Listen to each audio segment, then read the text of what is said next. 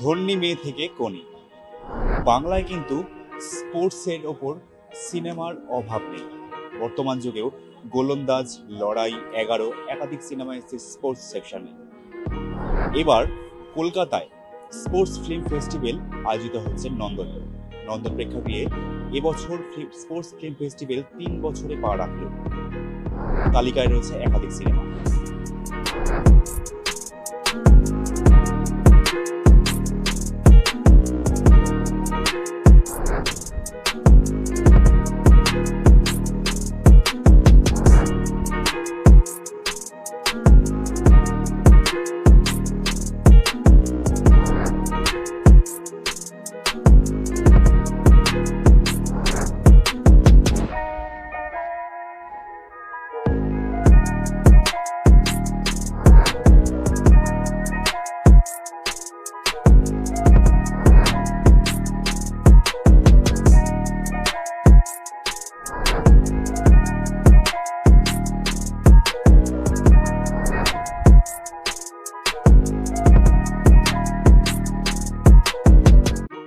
Sports film festival এই কনসেপ্টটা কবে থেকে শুরু, আর আমাদের ওয়েস্ট বেঙ্গলে এবছরে কি প্রথম হচ্ছে নাকি আগেও হয়েছে?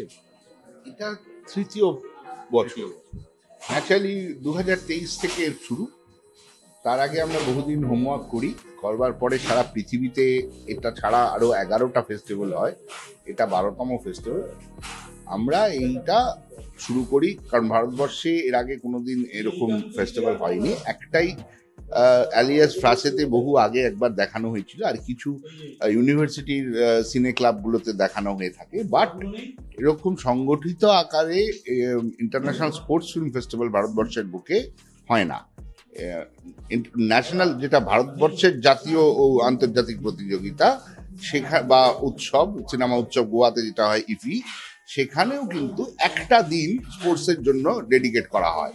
বাট টোটাল ফেস্টিভ্যালটা স্পোর্টস রিলেটেড মুভিকে নিয়ে, স্পোর্টস জনারের মুভিকে নিয়ে, তা কিন্তু ভারতবর্ষে কোথাও হয়নি। সেই জন্যই কলকাতার বুকে, কারণ আমরা রিসার্চ করতে গিয়ে দেখেছি ধর্মী মেয়ে is the first ever movie.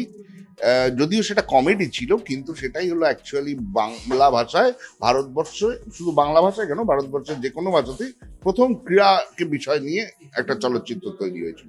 তাহলে হোয়াই নট ফ্রম বেঙ্গল? এই চিন্তা ভাবনা নিয়ে আমরা বাংলার বুকে শুরু করি। 2023 সালে ধনধান্যে ইনগরেশন হয় এবং তারপরে নন্দনে হয় 4 দিন ধরে ফেস্টিভ্যাল। গত বছরে এটা ICCR ওপেনিং হয়েছিল, তারপর 4 দিন নন্দনের ফেস্টিভ্যাল হয়েছিল। এবছর আমাদের ফেস্টিভ্যালের দিন আমরা বাড়িয়েছি, টোটাল 5 দিন, 6 দিন ছিল, কিন্তু একদিন আমরা বুকিং পাইনি বলে 5 দিন।